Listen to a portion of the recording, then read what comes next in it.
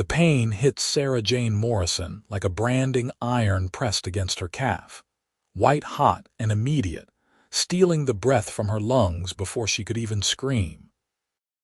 She looked down and saw the rattlesnake coiling back into the rocks, its rattles still buzzing their deadly warning. And in that moment, she knew with terrible certainty that she might die out here in the Nevada desert, alone and far from help, just another casualty of this unforgiving land. Her horse had thrown a shoe 3 miles back, and she had been leading the mare on foot when she stepped over a boulder without looking first. Stupid.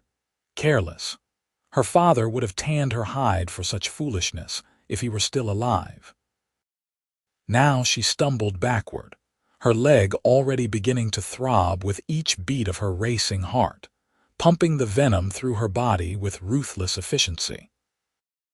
Empire City was 10 miles behind her, and the mining camp where she had been heading to deliver her father's last will and testament to his former partner was still 5 miles ahead. The sun beat down mercilessly on this June afternoon in 1882, and already she could feel sweat beading on her forehead. She sank down against a rock, fumbling with her skirt to expose the bite. 2 neat puncture wounds leaked blood just above her boot, and the flesh around them was already turning an angry red. Sarah Jane was 22 years old, unmarried by choice rather than lack of opportunity, and she had always prided herself on her practical nature. She knew about snake bites. She had seen men die from them, watched the venom work its way through their systems while they thrashed and foamed and eventually went still. She also knew that her chances of surviving without help were slim to none, and Slim had just left town. She tried to stand, thinking maybe she could mount her horse and ride for help, but her leg buckled under her weight and she went down hard on the rocky ground. The mare nickered nervously, sensing something wrong, and tried to pull away. Sarah Jane held tight to the reins with hands that were already starting to shake. That was when she heard the hoofbeats. At first she thought it might be a hallucination, the venom already playing tricks with her mind, but the sound grew louder and more distinct. A rider was approaching fast, coming from the direction of Empire City, and Sarah Jane tried to call out, but her voice came out as barely more than a croak.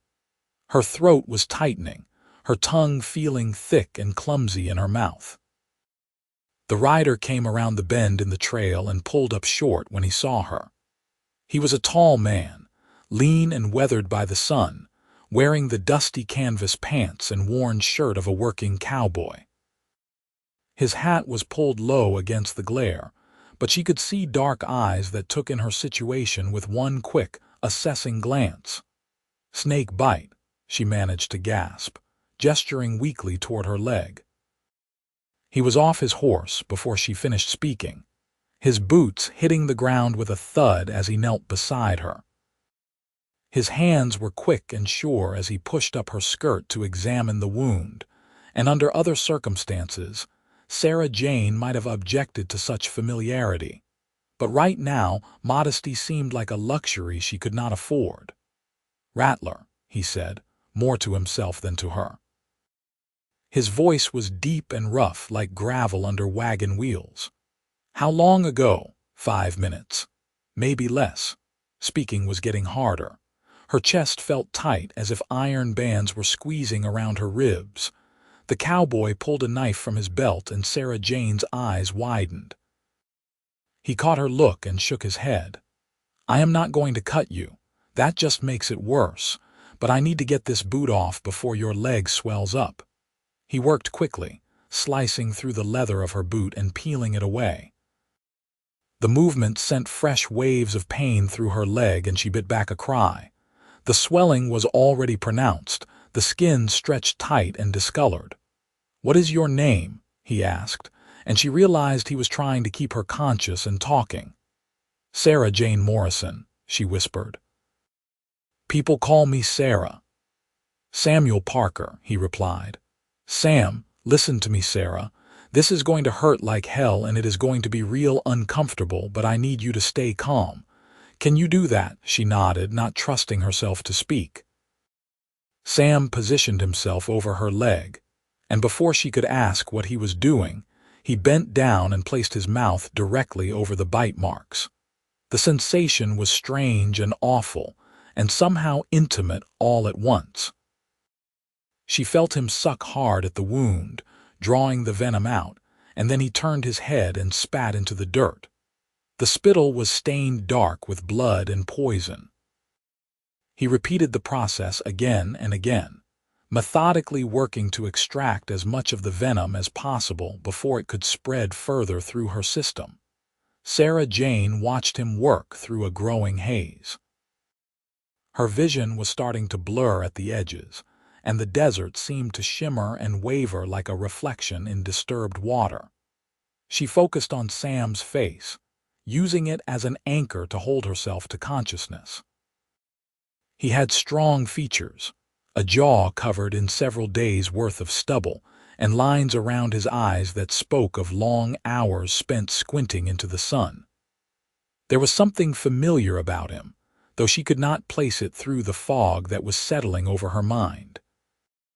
After what felt like an eternity but was probably only a few minutes, Sam sat back and wiped his mouth with the back of his hand. He pulled a bandana from his pocket and tied it tightly around her leg just above the bite, creating a barrier to slow the venom's progress. "That is all I can do here," he said. "I need to get you to a doctor. The nearest one is back in Empire City." "Too far," Sarah Jane mumbled. "Will not make it. The hell you will not." There was steel in his voice, and he scooped her up in his arms as if she weighed no more than a sack of grain. She wanted to protest, to tell him she could ride her own horse, but her body would not obey her commands. Her limbs felt heavy and distant, and the pain in her leg had spread to a general agony that encompassed her entire lower body. Sam whistled sharply, and his horse, a big roan gelding, trotted over. He managed to lift Sarah Jane into the saddle with one smooth motion, then swung up behind her. She slumped back against his chest, unable to sit upright on her own, and his arm came around her waist to hold her steady. "Your horse," she tried to say, looking back at her mare. "She will follow or she will not. Right now I am more concerned about keeping you alive." He spurred the roan into a gallop, and the world became a blur of motion and pain. Sarah Jane drifted in and out of consciousness as they rode. She was aware of Sam's arm around her, solid and unyielding, and the steady rhythm of his heartbeat against her back. She was aware of the horse's hooves pounding against the hard, packed earth, and the wind whipping past her face. But it all seemed to be happening at a great distance, as if she were watching it happen to someone else. At some point, she realized she was shaking violently, her teeth chattering despite the heat. Sam pulled her closer, murmuring words she could not quite make out. The tone was soothing, though, anchoring her to reality when she felt herself starting to slip away into the darkness. "Stay with me," she heard him say clearly.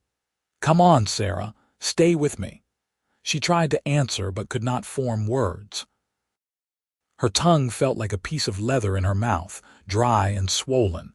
She was so thirsty, thirstier than she had ever been in her life. She tried to tell Sam this, but all that came out was a low moan. "I know," he said, as if he had understood anyway. "I know it hurts, but you have to hold on. Just a little longer." How long they rode like that, Sarah Jane could not have said. Time had become elastic and meaningless, stretching out and compressing in strange ways. But eventually she became aware that the horse was slowing and Sam was calling out to someone. "Need a doctor, snake bite." There were voices, many of them, raised in concern and question. Sarah Jane felt herself being lifted down from the horse, passed into other arms. She tried to hold on to Sam, suddenly frightened of losing that solid anchor, but her hands would not close properly. "I have got you," Sam's voice said, close to her ear, and she realized he had taken her back from whoever had tried to take her. "I am not going anywhere." Then they were moving again, but walking this time instead of riding. Sarah Jane forced her eyes open and saw buildings around them. They were back in Empire City. She recognized the false-fronted structures that lined the main street, the hotel and the saloon and the general store. Sam was carrying her into a building she did not recognize, up a narrow flight of stairs that creaked under his weight. "Put her on the table," a new voice said, crisp and authoritative. "Gently now." Sarah Jane felt herself being lowered onto a hard surface. The change in position sent fresh agony shooting through her leg, and she cried out, the first sound she had made in what felt like hours. "Easy," Sam said, his hand finding hers and squeezing. "The doctor is here. He is going to help you." Sarah Jane turned her head and saw an older man with gray hair and wire-rimmed spectacles leaning over her. He was examining her leg with practiced efficiency, his fingers probing the swollen flesh around the bite. "Rattlesnake?" the doctor asked. "Yes," Sam confirmed. "About 45 minutes ago, maybe an hour. I sucked out what I could and rode hard to get her here." The doctor nodded approvingly. "You probably saved her life with that. The venom would have spread much faster if you had not acted quickly." He looked down at Sarah Jane, and his expression was grave but not without hope. "Miss Morrison, you are in for a rough few days, but I think you are going to pull through. You are young and healthy, and your friend here got a good amount of the poison out before it could circulate." Sarah Jane tried to say thank you, but the darkness was rising up to claim her again, and this time she could not fight it off. She felt herself sinking down into it like a stone dropping into deep water, and the last thing she was aware of was Sam's hand still holding hers, warm and steady and real. When she woke again, it was dark outside. A single lamp burned on a table nearby, casting flickering shadows on unfamiliar walls. Sarah Jane blinked slowly, trying to orient herself. Her mouth was dry as desert sand, and her leg throbbed with a deep, relentless ache, but the sharp, overwhelming agony had receded to something almost bearable. She turned her head and saw Sam sitting in a chair beside the bed she was lying on. His hat was off, revealing dark hair that curled slightly at his collar, and his head was tipped back against the wall behind him. His eyes were closed, but she did not think he was asleep. There was a tension in his posture that spoke of wakefulness. "Sam," she croaked, and his eyes opened immediately. He sat forward, reaching for a pitcher of water on the bedside table. "Do not try to talk yet," he said, pouring water into a cup and bringing it to her lips. "Just drink." Sarah Jane drank greedily, the water like salvation sliding down her parched throat. When she had drained the cup, Sam poured another and she drank that too, more slowly this time. "Thank you," she managed when she finished. Her voice sounded like it was coming from the bottom of a well, hollow and strange. "You saved my life." Sam set the cup aside and leaned back in his chair. "You would have done the same for me, maybe, but I did not. You did." She looked at him more closely in the lamplight. He looked exhausted, with dark circles under his eyes and lines of worry etched deep around his mouth. "How long have you been sitting here?" "Not long. A few hours." He rubbed a hand over his face. "The doctor said someone should stay with you in case you took a turn for the worse." "And you volunteered." Sarah Jane felt a strange warmth spreading through her chest, and it had nothing to do with the fever that was still making her skin feel too tight. Sam shrugged, looking uncomfortable. "I did not have anywhere else I needed to be." That was a lie, Sarah Jane thought, but she did not call him on it. Instead she asked, "Do I know you from somewhere? You look familiar." Something flickered across Sam's face, too quick for her to read in the dim light. "I used to work for your father," he said after a moment. 3-4 years back, on his ranch outside Empire City before he sold it. The memory clicked into place. Samuel Parker. Her father had spoken highly of him, one of the few ranch hands he had trusted completely. Sarah Jane had been away at school back east for most of that time, only home for brief visits during the summers. She had a vague recollection of a younger man, less weathered by the sun, helping her father mend fences and break horses. "I remember," she said. "You left right before my father sold the ranch. He always said it was a shame to lose such a good worker." "He was a good man," Sam said quietly. "I was sorry to hear about his passing. He deserved better than to go from a fever like that." "Yes, he did." Sarah Jane felt the familiar ache of grief, duller now than it had been 6 months ago, but still present. Her father had been all the family she had left after her mother died when Sarah was just a girl. "I was taking some papers to his old partner when the snake got me." Legal documents about the mining claim they held together. Old Frank Dawson. That is the one. The claim is finally paying out, and Frank needs to sign some papers so the lawyers can sort everything out properly. My father left his share to me, but it is all tangled up in legal nonsense. She tried to shift her position and gasped as pain shot through her leg. "Do not move," Sam said quickly, standing up.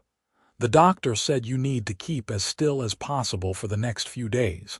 The venom is still working its way out of your system." "A few days." "I cannot stay in bed for a few days. I have things I need to do." "Those things can wait. Being alive is more important than any business arrangement."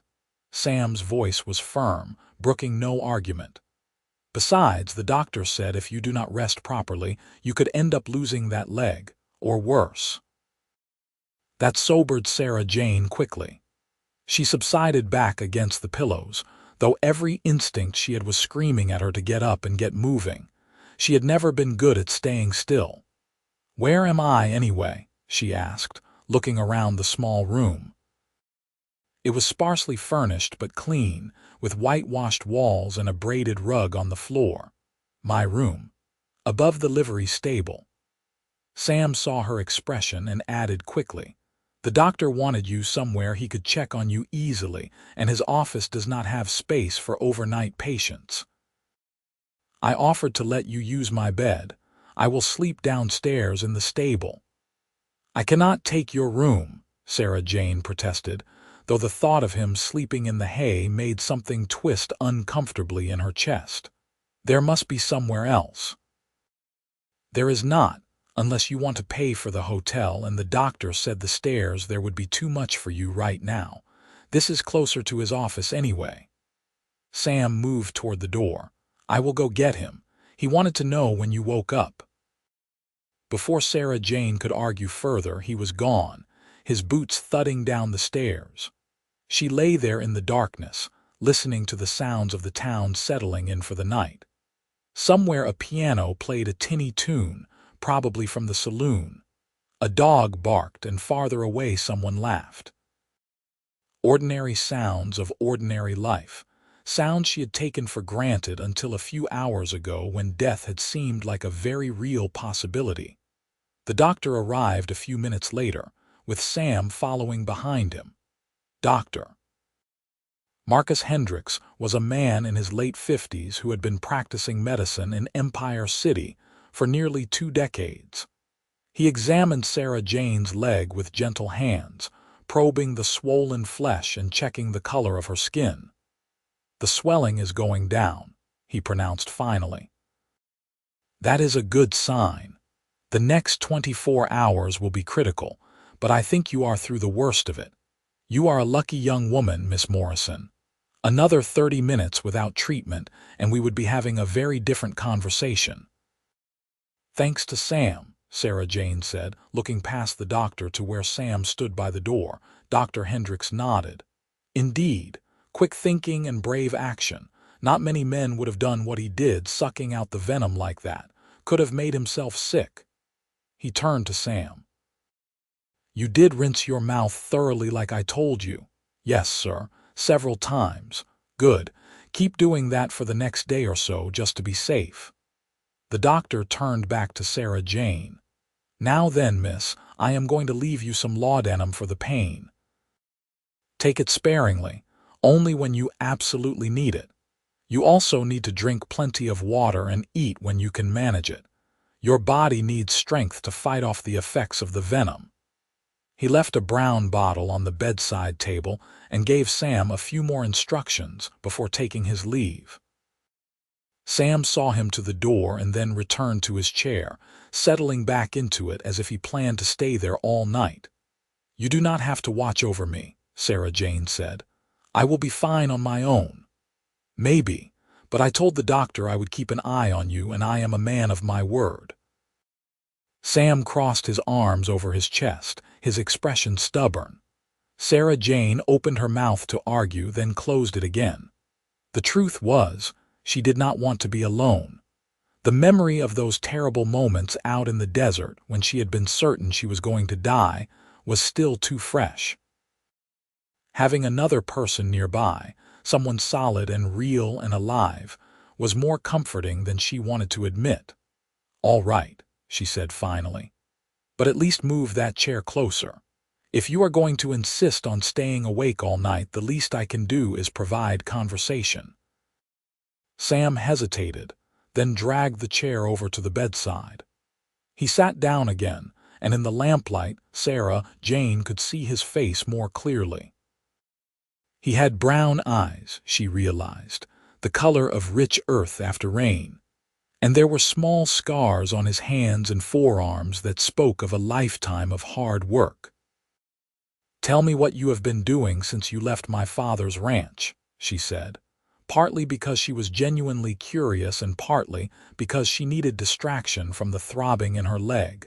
Sam looked surprised by the question, as if he had not expected her to want to know. Working mostly. I spent a year up in Montana, driving cattle. Then I came back down this way and hired on with a few different outfits. Right now I am between jobs, just passing through Empire City on my way to California. What is in California? Work, I hope. Maybe a chance to save up enough to buy some land of my own. I am tired of working other people's ranches. I want something that belongs to me. There was a yearning in his voice that Sarah Jane recognized because she felt it too. The desire to put down roots, to have something solid and permanent in a world that felt increasingly uncertain. Her father's death had left her untethered, floating free without anchor or direction. That sounds like a good dream, she said softly. What about you? Sam asked. What were you planning to do after you delivered those papers to Frank Dawson? Sarah Jane considered the question. In truth, she had not thought much beyond the immediate task. I do not know, she admitted. Go back to my father's house, I suppose. Sell it probably, since I cannot run it on my own. Figure out what to do with whatever money comes from the mining claim. She paused, then added more honestly. I have been drifting since he died, going through the motions but not really living. I know that feeling, Sam said quietly. I lost my parents when I was 16. Cholera took them both within a week of each other. For a long time after that, I just existed, worked, ate, slept, but did not really feel anything. It took me years to find my way back. What changed? Sarah Jane asked. Sam was quiet for a long moment, his gaze distant. I guess I realized that staying numb was not what they would have wanted for me. My mother always said life was precious, something to be grabbed with both hands and held tight. Seemed like a waste to throw away my life just because they were gone. He focused on Sarah Jane again. Your father would not want you drifting either. He was always talking about you when I worked for him, how proud he was of you, how smart and capable you were. He had big hopes for your future. Tears stung Sarah Jane's eyes unexpectedly. She blinked them back, not wanting to cry in front of this man she barely knew. Thank you for telling me that. Sometimes I feel like I am failing him, not knowing what to do next. You are not failing anyone. You are just figuring things out same as everyone else. Sam reached out, then seemed to think better of it and drew his hand back. And today, you survived a rattlesnake bite, which is more than a lot of people can say. I would call that a success. Sarah Jane laughed, a shaky sound that was half sob. I suppose when you put it that way. They talked for a while longer, their conversation drifting from topic to topic in the easy way of two people who had shared something significant. Sam told her stories about his time in Montana, the brutal winters and the endless horizons. Sarah Jane told him about her years back east at school, how strange and foreign everything had felt compared to the wide open spaces of Nevada. Eventually, exhaustion caught up with her again. Her words started to slur together and her eyelids grew heavy. Sam noticed and stood up. You need to rest, he said. I will be downstairs if you need anything. Just call out and I will hear you. Wait, Sarah Jane said as he moved toward the door. Sam, I never properly thanked you. You saved my life today. I would be dead right now if you had not come along when you did. Sam turned back, and in the lamplight his expression was serious. I am just glad I was there. The thought of you dying out there alone, that is not something I want to think about. There was something in his voice, an intensity that made Sarah Jane's breath catch. She studied his face, seeing past the weathered exterior to something deeper. This was a good man, she realized. A man who acted without thinking of himself, who would risk his own health to save a stranger. The kind of man her father would have respected. Still, she said softly, thank you. Sam nodded, then slipped out the door, closing it quietly behind him. Sarah Jane listened to his footsteps descending the stairs, then the creak of the stable door opening and closing. She was alone, but she did not feel lonely. The room still held the warmth of his presence, and she found herself thinking about him as she drifted off to sleep, his face the last thing in her mind before unconsciousness claimed her. The next few days passed in a haze of pain and healing. Sarah Jane's leg remained swollen and discolored, but slowly the inflammation began to recede. Dr. Hendricks visited twice a day to check on her progress, and each time he seemed more optimistic. Sam was a constant presence, bringing her meals from the restaurant down the street and sitting with her during the long hours when she was awake. They talked about everything and nothing. Sam told her about the horses he had trained and the places he had seen. Sarah Jane told him about the books she had read and her dreams of someday traveling beyond Nevada's borders. They discovered shared interests in unexpected places. Both loved the early morning hours when the desert was still cool and quiet. Both had a deep appreciation for good horses and honest work.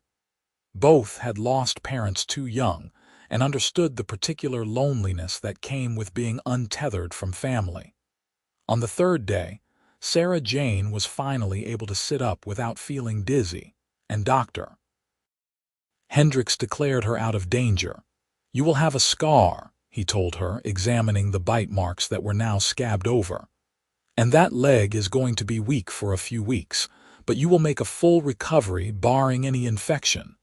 When can I travel? Sarah Jane asked. I still need to get those papers to Frank Dawson. Not for at least another week, maybe 2. You need to let that leg heal properly before you go gallivanting across the desert again. Dr. Hendricks fixed her with a stern look. And when you do go, take someone with you. No more traveling alone.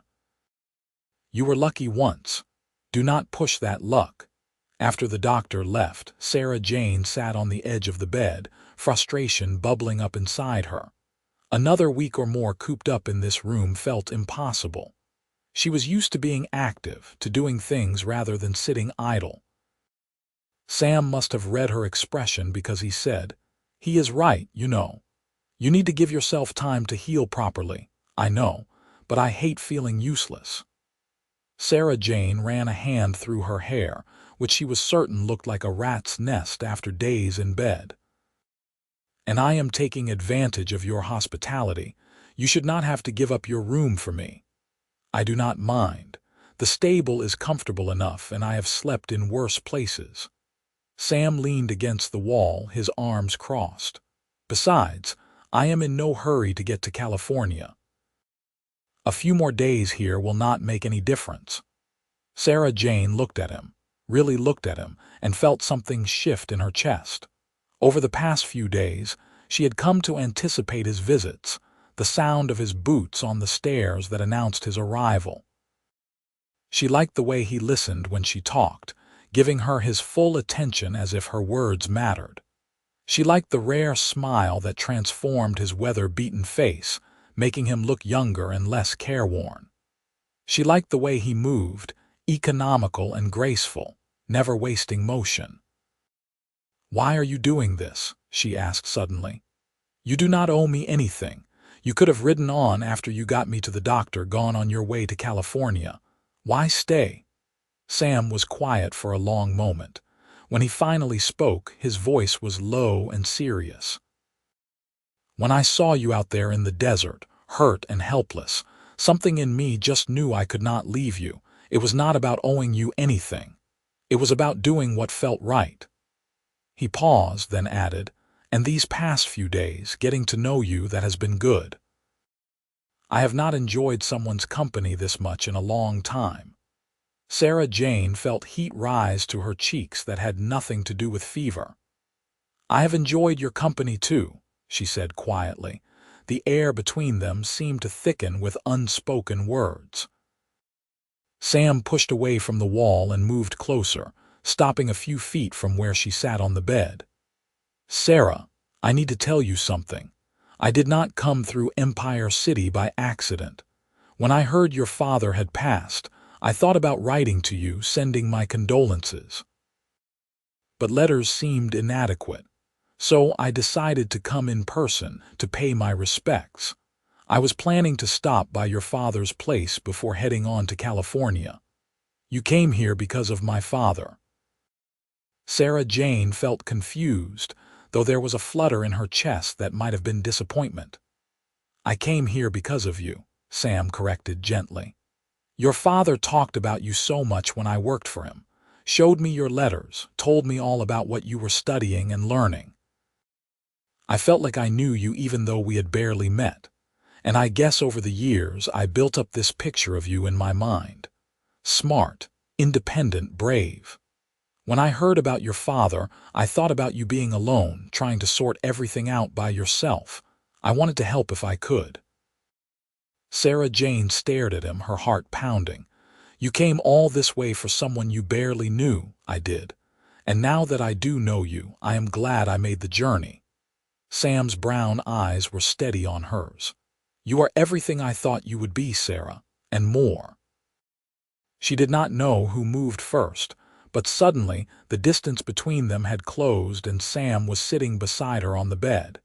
His hand came up to cup her cheek, rough calluses gentle against her skin. "Tell me if this is not what you want," he said softly. "Tell me and I will back away, pretend this conversation never happened." "Do not back away," Sarah Jane whispered. Her own hand came up to cover his, holding it against her face. "Do not go anywhere."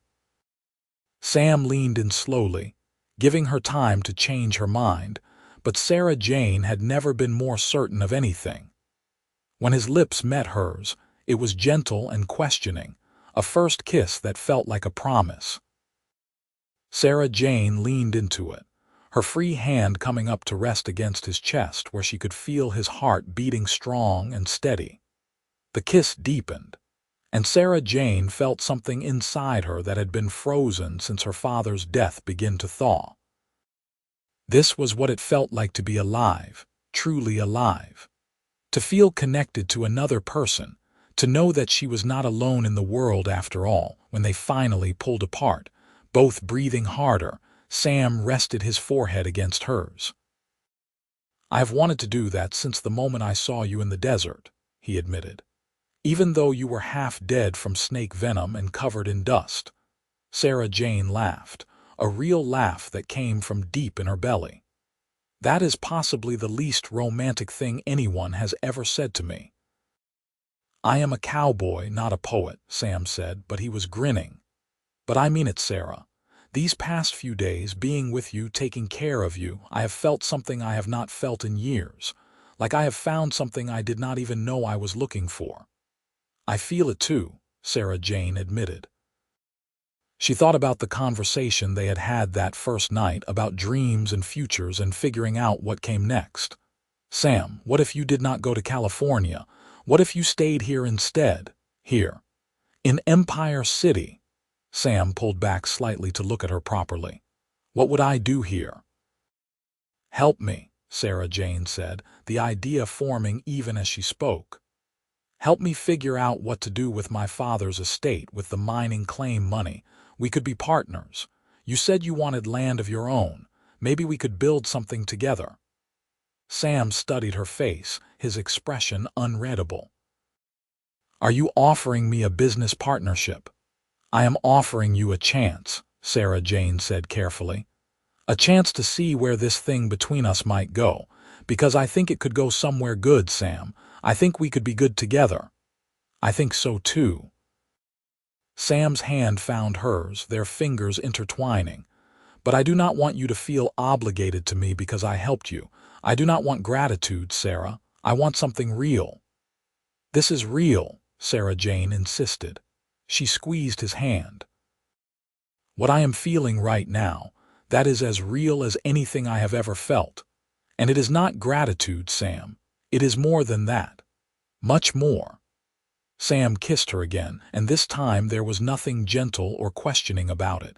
It was a kiss that spoke of desire and promise and possibility. When they finally broke apart, both were flushed and breathing hard. All right, Sam said. I will stay. We will see where this goes. He grinned suddenly. Though I should probably warn you, I have never been much good at following anyone else's lead. I am used to being my own boss. Good, Sarah Jane said firmly. Because I have never been much good at following either. We will have to figure out how to be partners, making decisions together.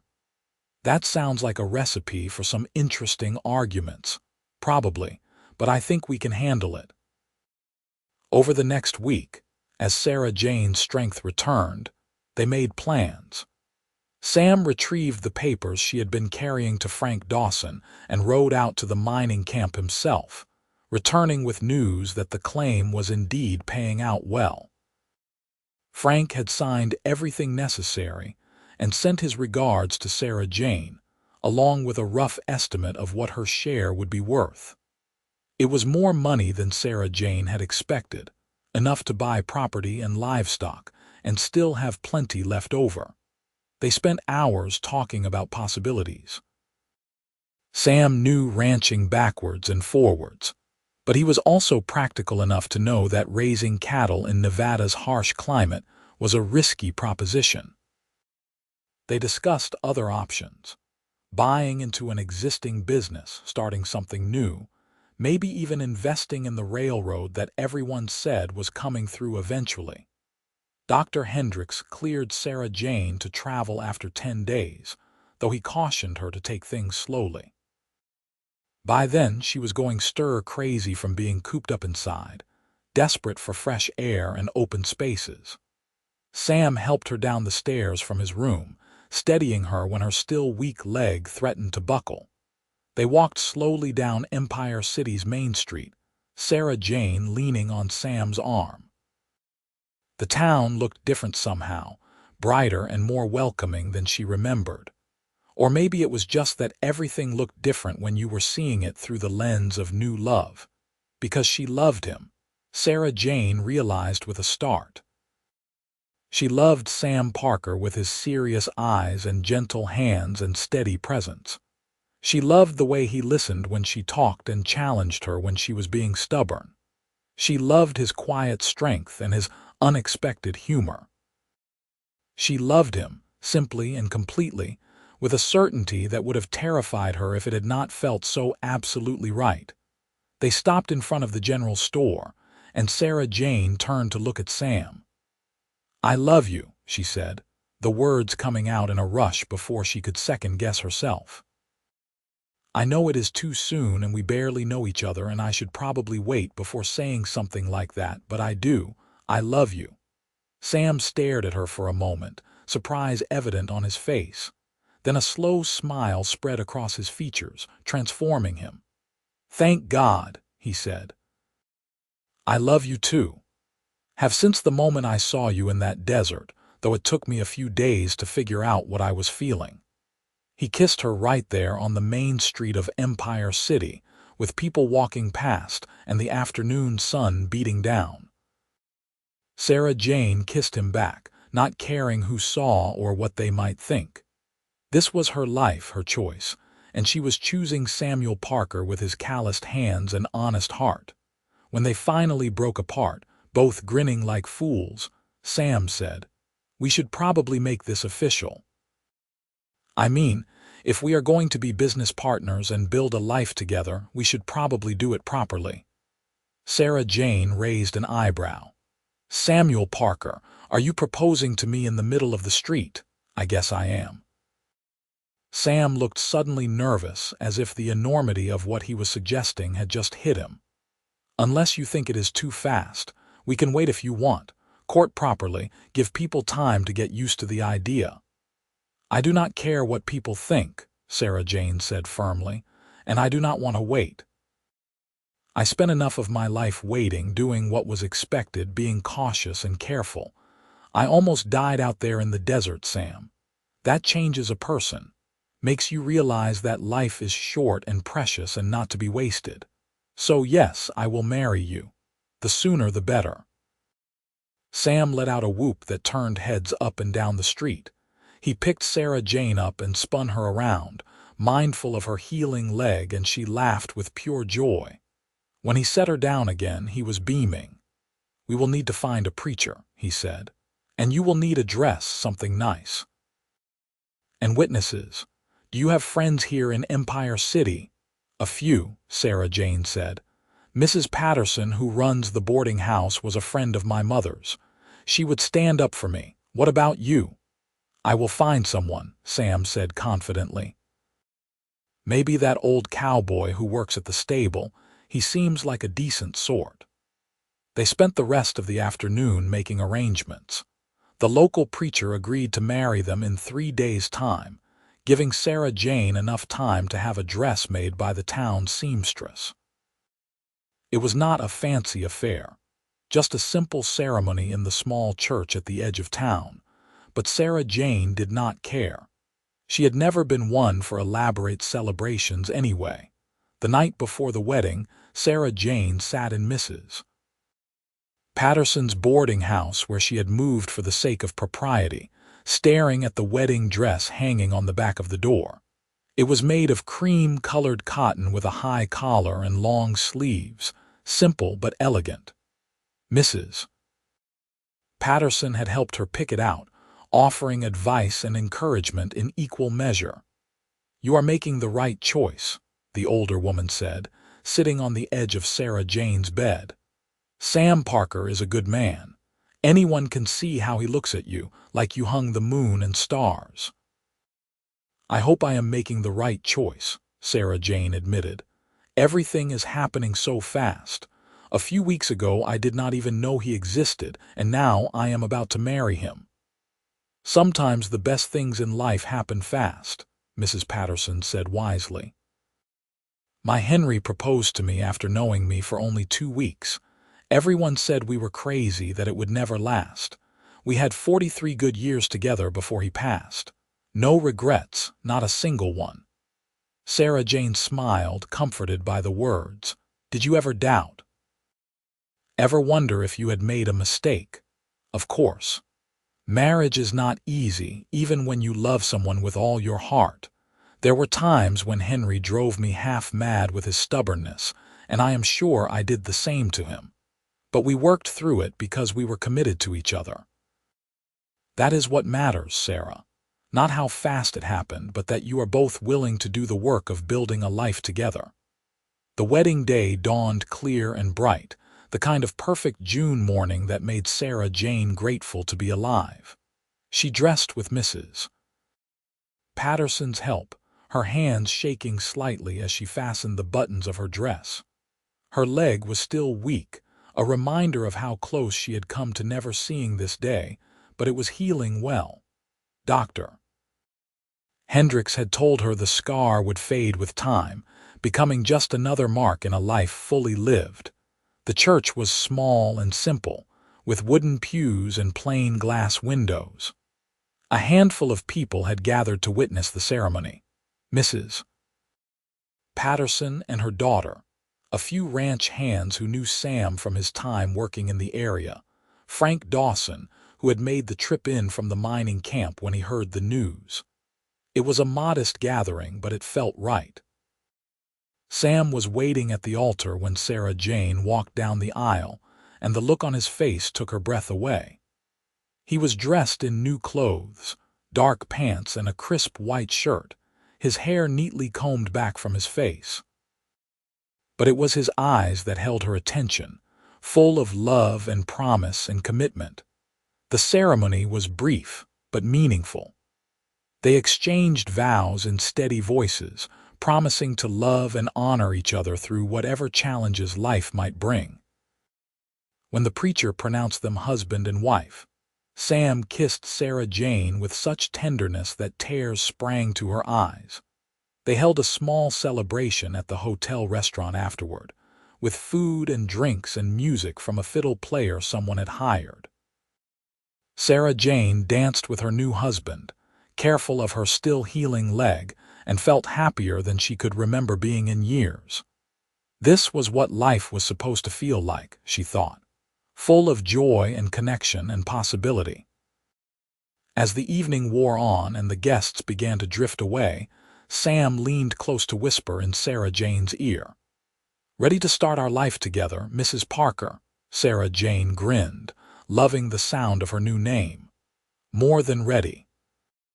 They spent their wedding night in one of the hotel's nicer rooms, and Sarah Jane discovered that Sam's tenderness extended to all aspects of their relationship. He was patient and careful with her, mindful of her healing leg, and when they finally came together as husband and wife, it felt like the most natural thing in the world. This was where she belonged, Sarah Jane thought as she fell asleep in Sam's arms. This was home. The next few months were a whirlwind of activity. Sam and Sarah Jane bought a piece of property 10 miles outside Empire City, good grazing land with a natural spring that provided year-round water. They used part of Sarah Jane's inheritance to build a modest house, nothing fancy but solid and well-constructed. Sam did most of the work himself, with Sarah Jane helping where she could and learning carpentry skills she had never expected to need.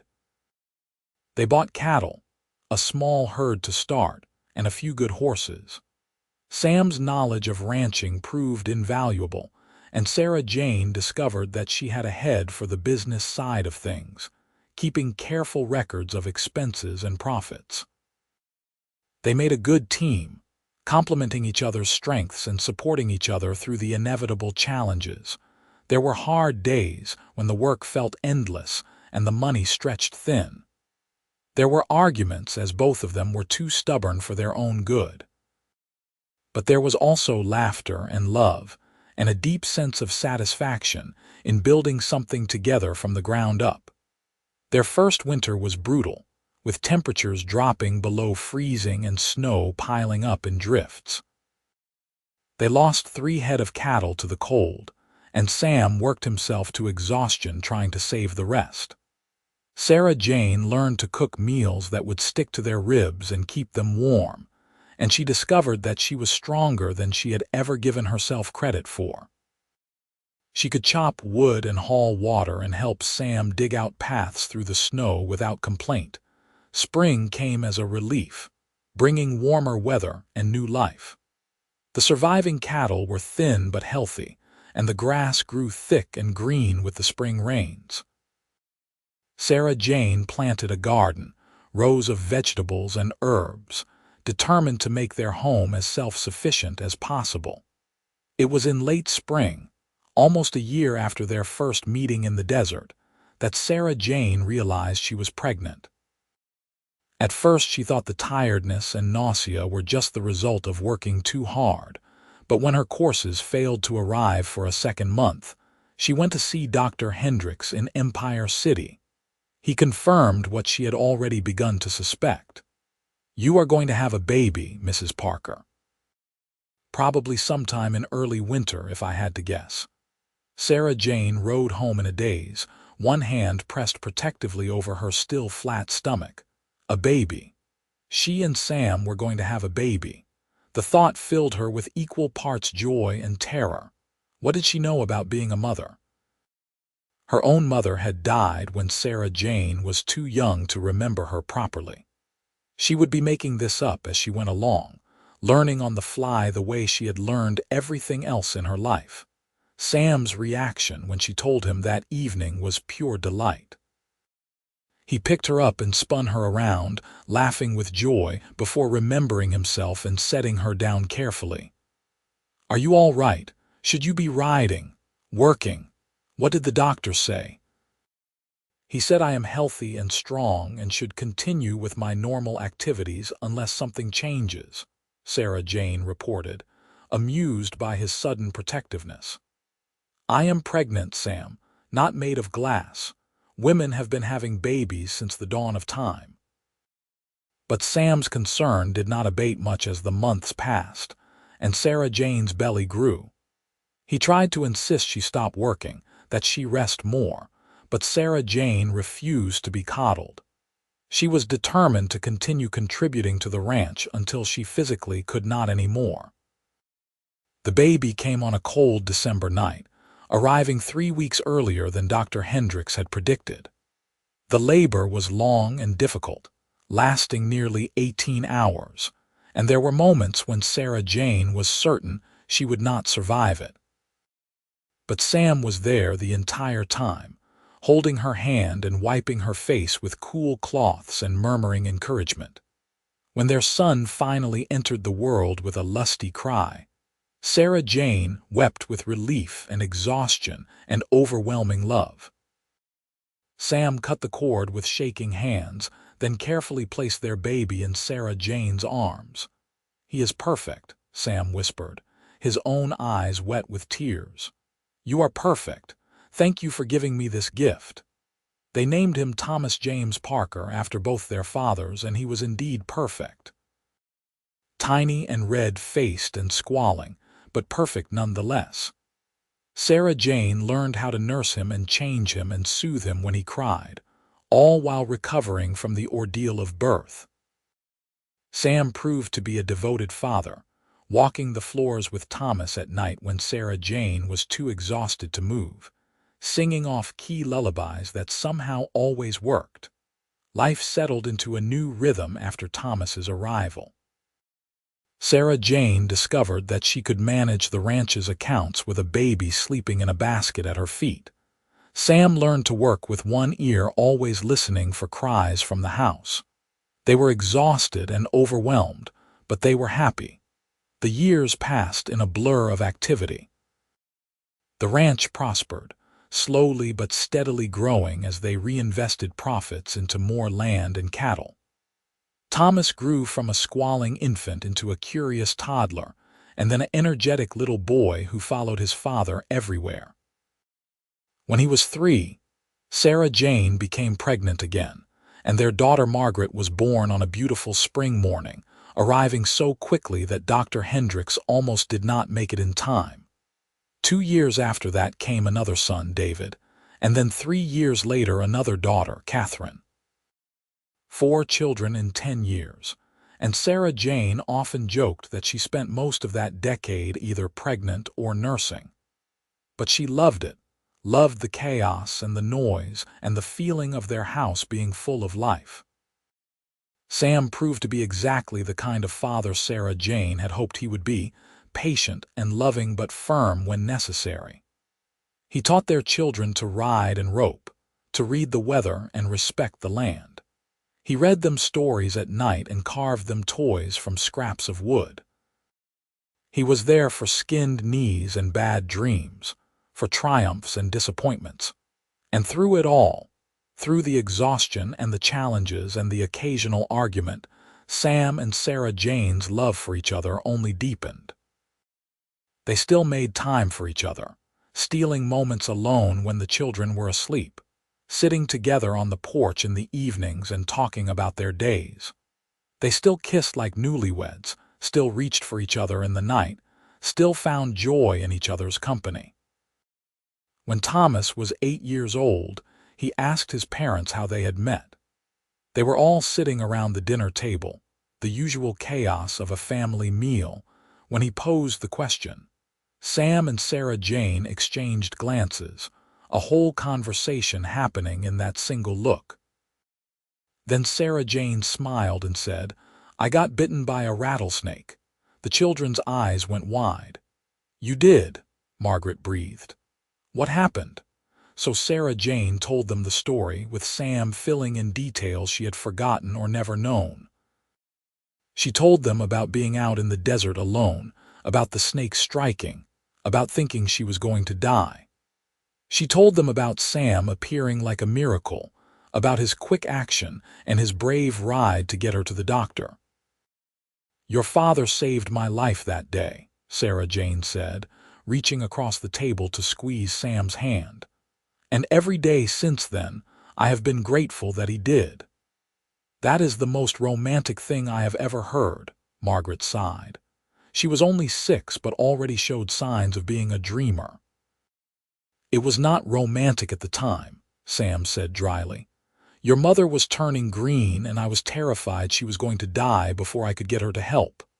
But it worked out," Thomas said pragmatically. "You saved her and then you got married and then you had us." "That is about the size of it," Sam agreed, grinning. "Tell us about the wedding," Catherine demanded. She was 3 and loved hearing about ceremonies and parties. So they told that story too, and then others, the children listening raptly to tales of their parents' courtship and the early days of the ranch. By the time the meal was finished, the sun had set, and the children were yawning. After they had put the younger ones to bed and Thomas had gone to his room, Sam and Sarah Jane stood on the porch together, looking out over the land they had built together. The moon was rising, painting everything in silver light. "You ever regret it?" Sam asked quietly. "Marrying me so fast, taking this chance." Sarah Jane turned to look at him, this man she loved more with each passing year. His hair was starting to gray at the temples and there were more lines around his eyes, but he was still the same Sam who had saved her life in the desert all those years ago. Still steady and strong and true. "Not for a single moment," she said firmly. "You are the best thing that ever happened to me, Sam Parker. You and our children and this life we have built. I would not change any of it." Sam pulled her close, wrapping his arms around her. "Good. Because I feel the same way. That day in the desert when I found you, that was the day my real life started. Everything before that was just marking time." They stood there together in the moonlight, holding each other, and Sarah Jane felt a profound sense of gratitude wash over her. She had been so close to death that day, the venom pumping through her veins, her life hanging by a thread. But she had survived, and in surviving she had found love and purpose and a family of her own. The scar on her leg was still visible, a permanent reminder of how quickly everything could change. But Sarah Jane no longer saw it as a mark of how close she had come to dying. Instead, she saw it as a symbol of survival, of second chances, of the moment when her life had taken a turn toward something better than she could have imagined. The years continued to pass. The children grew and eventually began to leave home, pursuing their own dreams. Thomas went to work on a ranch in Montana, following in his father's footsteps. Margaret married a shopkeeper in Empire City and settled there, giving Sarah Jane and Sam their first grandchildren. David headed to California to seek his fortune, while Catherine surprised everyone by going to nursing school back east. The ranch prospered, growing into one of the most successful operations in the region. Sam and Sarah Jane hired hands to help with the work as they grew older, though both remained actively involved in the day-to-day operations. They could have afforded to retire, to move into town and live a life of ease, but neither wanted that. The ranch was home, the land was in their blood, and they could not imagine living anywhere else. On their 25th wedding anniversary, their children and grandchildren gathered at the ranch for a celebration. There was food and music and laughter, 3 generations coming together to mark the occasion. Sam and Sarah Jane stood in the middle of it all, watching their family with pride and love. "We did good," Sam murmured to Sarah Jane as they watched Thomas teaching his oldest son to rope a fence post. "We did," Sarah Jane agreed, leaning against his shoulder. "We did very good." That night, after everyone had gone to bed or headed back to town, Sam took Sarah Jane's hand and led her outside. The desert night was cool and clear, the stars brilliant overhead.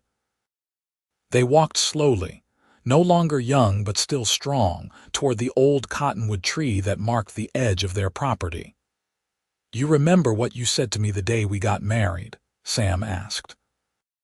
Sarah Jane thought back, trying to recall specifics from a day that had been overwhelmed with emotion and excitement. "I said a lot of things that day. You will have to be more specific. You said that you did not want to waste your life waiting, being cautious and careful. You said you wanted to grab life with both hands and hold on tight." "I remember that," Sarah Jane said softly. "I think we managed it," Sam said. "We built something real and lasting. We raised good children who are raising good children of their own. We took a chance on each other, and it paid off in ways neither of us could have predicted." "It did." Sarah Jane turned to face him, taking both his hands in hers. "I love you, Samuel Parker. I loved you that day in the desert when you saved my life, and I love you even more now after 25 years of marriage. You are my partner, my best friend, the father of my children. You are everything to me." "And you are everything to me," Sam replied, his voice rough with emotion. "I would ride through 1,000 deserts, face 1,000 snakes, do anything necessary to find you again. You made my life worth living, Sarah. You gave me a home and a family and a purpose. I am the luckiest man alive." They kissed under the stars, 2 people who had found each other against all odds and built something beautiful together.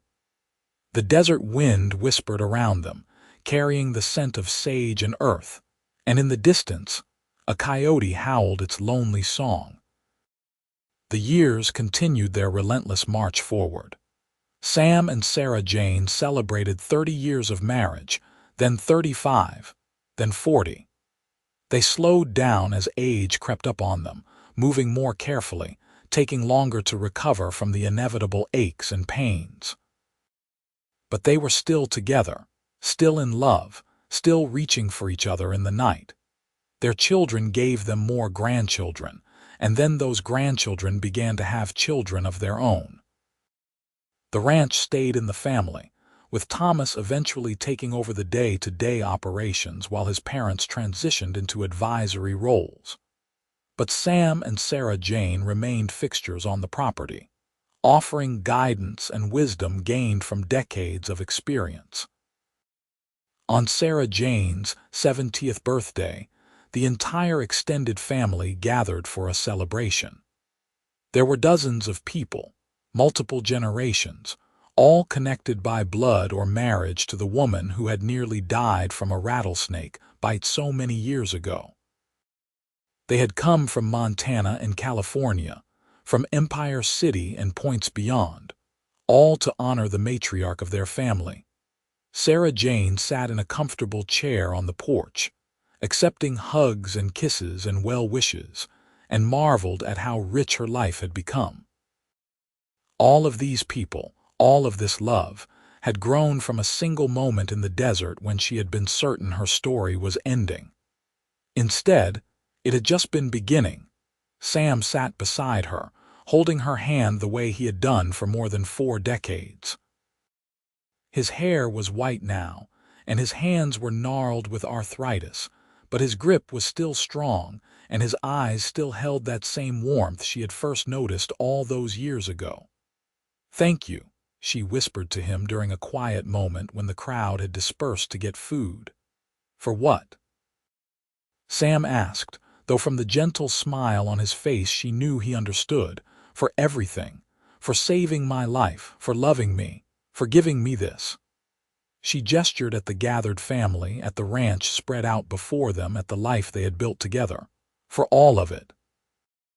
"It was my pleasure," Sam said simply. He raised her hand to his lips and kissed it gently. "Every single day with you has been a gift, Sarah Jane Parker. Every single one."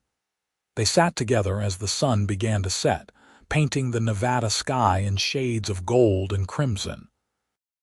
The desert that had nearly killed Sarah Jane all those years ago now felt like home, familiar and beloved. She knew every rock and rise, every plant and creature that made this harsh landscape their home. She had put down roots here as deep as any cottonwood tree, and those roots had produced a mighty family tree that would continue long after she was gone. That night, after the last guests had departed and the house was quiet, Sarah Jane lay in bed beside Sam and thought about the strange and wonderful path her life had taken. She thought about the girl she had been at 22, lost and grieving and uncertain. She thought about the moment the snake had struck and the terror that had followed. She thought about Sam appearing like salvation, his quick thinking and his brave heart saving her life. She thought about all the years since then, the good times and the hard times, the laughter and the tears. She thought about 4 beautiful children raised to adulthood, about grandchildren and great-grandchildren who would carry forward the legacy she and Sam had built. She thought about a ranch that had started as a dream and become a reality, about cattle and horses and land that stretched as far as the eye could see. Most of all, she thought about love, the deep, abiding, ever-growing love she shared with the man sleeping beside her. A love that had begun in crisis and been forged in the fires of daily life. A love that had sustained them through every challenge and celebrated every triumph. A love that would endure beyond their mortal lives, living on in the children and grandchildren who carried their names and their values. "Sam," she whispered into the darkness. "MMM." He stirred slightly, not quite awake. "I just wanted to say I love you." "Love you too," he murmured, his hand finding hers under the blankets. "Always have, always will." Sarah Jane smiled and closed her eyes, content in a way that went beyond mere happiness. This was what it meant to have lived a good life, she thought. Not a life without struggle or pain, but a life filled with love and purpose and connection. A life that mattered, that made a difference, that would be remembered. The desert wind whispered outside their window, the same wind that had blown on that fateful day when Sarah Jane had been bitten by a snake, and Sam Parker had saved her life. Back then, neither of them could have imagined the life they would build together, the family they would create, the love that would sustain them through 5 decades of marriage. But they had done it together, one day at a time, one challenge at a time, one triumph at a time. They had taken the raw materials of their lives and fashioned something beautiful and lasting. They had turned a chance meeting in the desert into a love story for the ages. Sarah Jane Parker, born Sarah Jane Morrison, had been fading fast from a rattlesnake bite that day in June of 1882. The cowboy had sucked out the poison and rode for help, and in doing so had saved not just her life but had given her a reason to live. Together they had built a ranch, raised a family, and created a legacy that would endure for generations. As she drifted off to sleep, Safe and warm in the home she and Sam had built, Sarah Jane's last conscious thought was one of profound gratitude. For the snake that had bitten her, strange as it seemed, because without that bite she never would have met Sam. For Sam himself, her savior and her husband and the great love of her life. For their children and grandchildren and the entire family that had grown from their union. For the land that had been harsh but generous, challenging but rewarding. For every moment of the rich, full, beautiful life she had been blessed to live. Outside, the desert stretched away in all directions, ancient and eternal. Stars wheeled overhead in their timeless dance. The wind whispered secrets to the sage. And inside a modest ranch house, two old people slept peacefully, hands entwined, hearts still beating in time after 50 years together. Their story had started with venom and fear and desperate hope, but it had become something else entirely. It had become a testament to love's power to transform and sustain, to build and endure, to create meaning out of chaos and beauty out of hardship. It had become exactly what both Sam and Sarah Jane had needed it to be. A life worth living, shared with someone worth loving, leaving behind a legacy worth remembering. And in the end, what more could anyone ask for?